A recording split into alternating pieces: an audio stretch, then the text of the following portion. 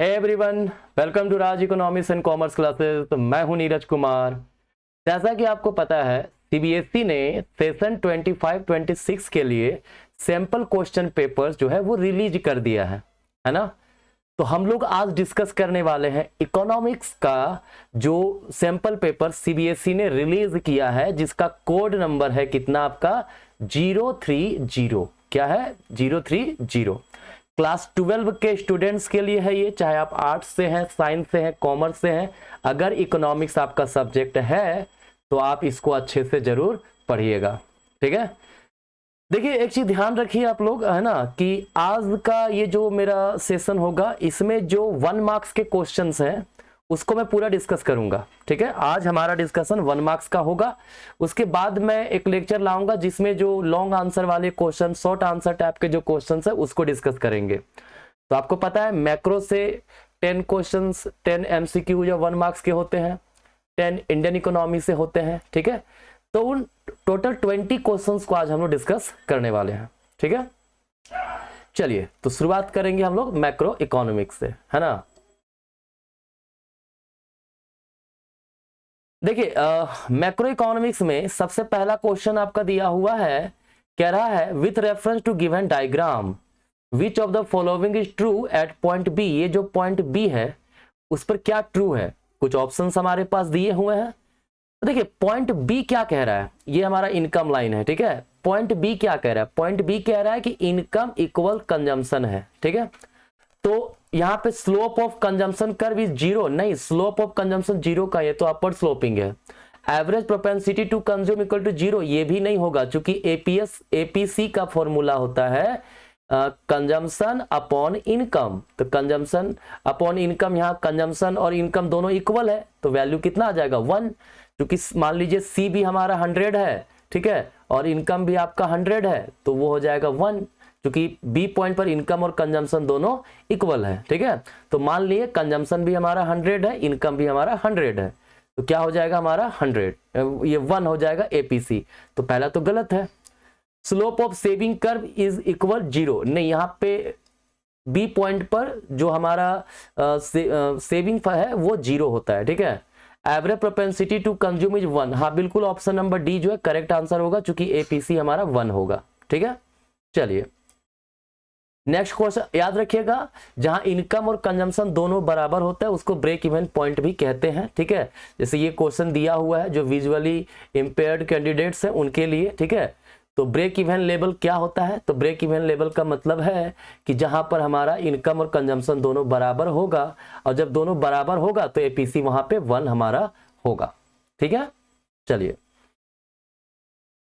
Question number 2 हमारा है, कह रहा है रियल ग्रोस डोमेस्टिक प्रोडक्ट, है ना, मतलब रियल जीडीपी जो एस्टिमेट किया गया कितना आया, रियल जीडीपी हमारा आया है, रियल जीडीपी ये कितना है, ये दिया हुआ है 173.82, और नॉमिनल जीडीपी जो दिया हुआ है, नॉमिनल जीडीपी ये कितना है, ये दिया हुआ है 295.36 लाख करोड़, ठीक है।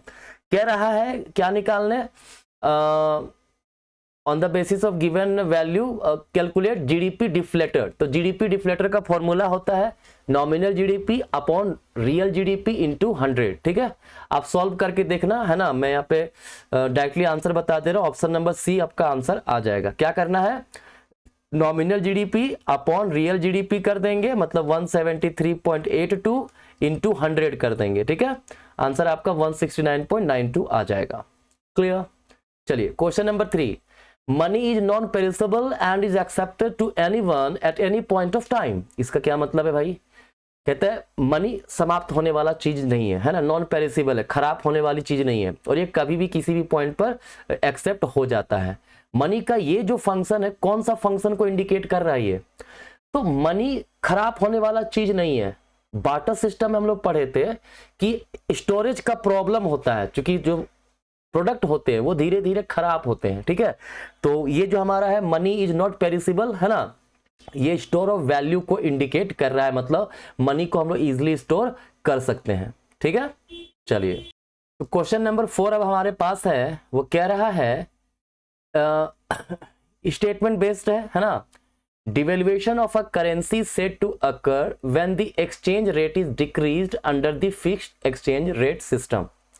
देखिए डिवेल्युएशन गवर्नमेंट जब फिक्स्ड एक्सचेंज रेट में है ना अपने डोमेस्टिक करेंसी का वैल्यू रिड्यूस कर देती है तो उसको बोलते हैं डिवेल्युएशन। ठीक है, यहां कह रहा है एक्सचेंज रेट डिक्रीज्ड, नहीं एक्सचेंज रेट तो बढ़ गया ना। जैसे देखिए पहले मान लीजिए $1 इक्वल्स ₹80 था, ठीक है, अब डिवेल्युएशन हुआ, now we are offering ₹90 for $1, तो एक्सचेंज रेट तो पहले से बढ़ गया ना, पहले से तो हमारे लिए महंगा हो गया डॉलर। ठीक है, तो यहां एक्सचेंज रेट डायरेक्टली जो होता है ना, बेसिकली लोग अज्यूम करते हैं फॉरेन एक्सचेंज रेट। ठीक है, तो एक्सचेंज रेट जो है वो डिक्रीज नहीं हुआ, वो इंक्रीज हो गया।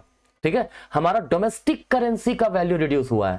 ठीक है, डिवेल्युएशन में the value of domestic currency is reduced, है ना, नॉट एक्सचेंज रेट। क्लियर, तो ये स्टेटमेंट हमारा गलत है।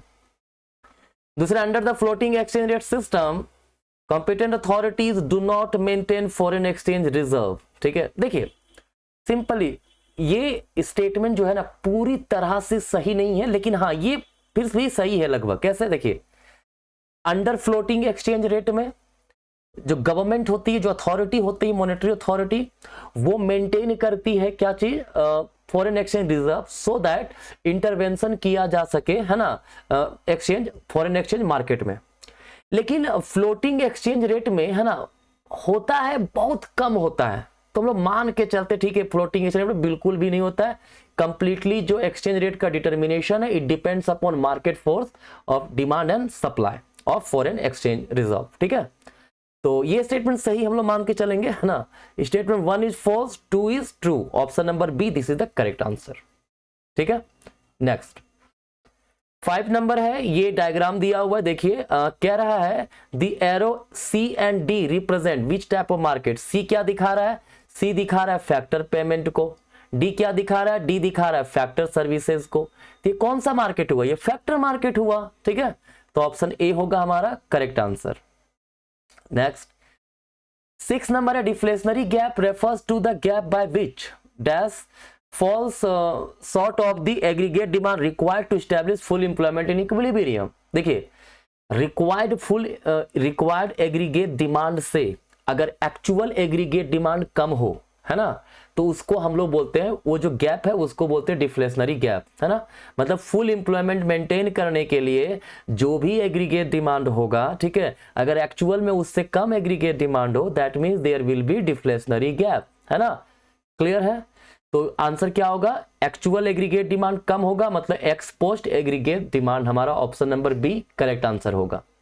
ठीक है, चलिए 7 नंबर स्टेटमेंट है, कह रहा है final goods do not undergo any further transformation at the hands of producer. बिल्कुल सही है, प्रोड्यूसर फाइनल गुड्स को बना दिया, ठीक है, तो उसमें किसी प्रकार का फिर जो है आगे चेंजेस प्रोड्यूसर नहीं करता है, कोई ट्रांसफॉर्मेशन नहीं करता है। ठीक है, स्टेटमेंट 2 है फाइनल गुड्स में get transform during their consumption by the ultimate purchaser. हाँ ये हो सकता है, जैसे मैं एक हाउस होल्ड से बिलोंग करता हूं, तो मैं जाकर के प्रोड्यूसर से मैंने मान लीजिए मिल्क परचेज किया, ठीक है, मिल्क फाइनल गुड्स है, ठीक है, क्योंकि प्रोड्यूसर उसमें और कोई ट्रांसफॉर्मेशन मिल्क में नहीं कर रहा है। क्लियर, अब हम उसको डायरेक्टली मिल्क को कंज्यूम कर सकते हैं, या उससे हम लोग कुछ भी बना सकते हैं, खीर बना के खा सकते हैं, ठीक है, तो उसमें हम ट्रांसफॉर्मेशन एज अ कंज्यूमर हम कर सकते हैं, बट प्रोड्यूसर नहीं करेगा। तो ये दोनों स्टेटमेंट सही है, statement 1 and 2 both are true, option number B.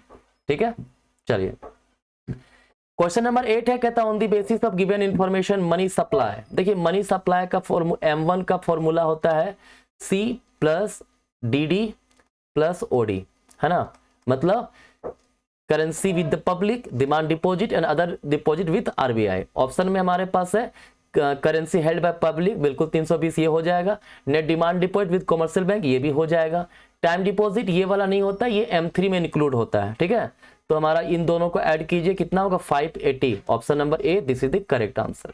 ठीक है, चलिए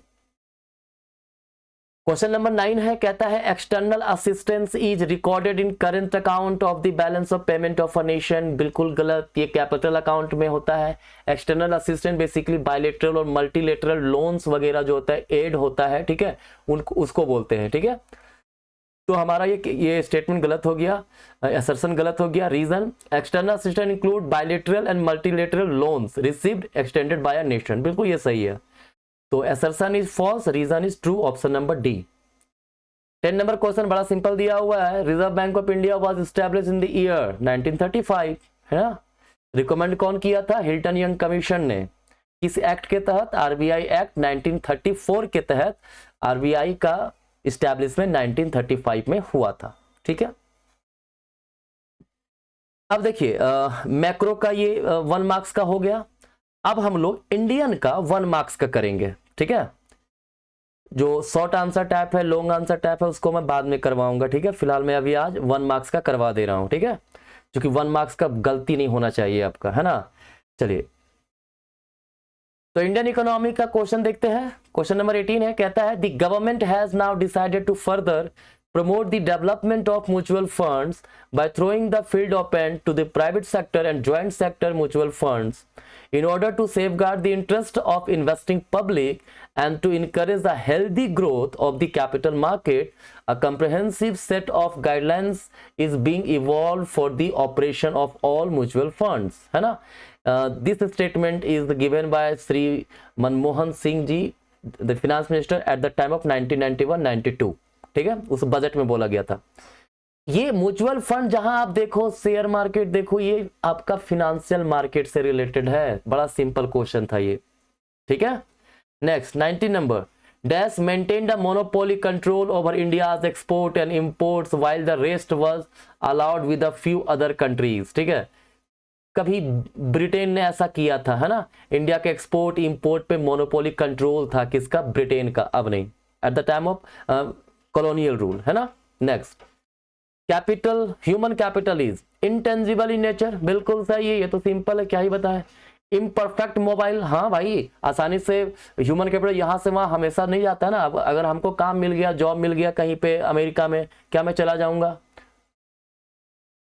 हो सकता है नहीं जाए। क्यों? क्योंकि मैं अपने कंट्री में ही रहना चाहूंगा, मैं अपने कंट्री के ग्रोथ में सोचूंगा, कंट्रीब्यूट करूं। क्लियर? तो परफेक्टली मोबालाइज नहीं होता, इम्परफेक्टली होता है ये। इनसेपरेबल फ्रॉम इट्स ऑनर, बिल्कुल ह्यूमन कैपिटल हम है, मेरे अंदर ह्यूमन कैपिटल, हम ह्यूमन कैपिटल है, ठीक है।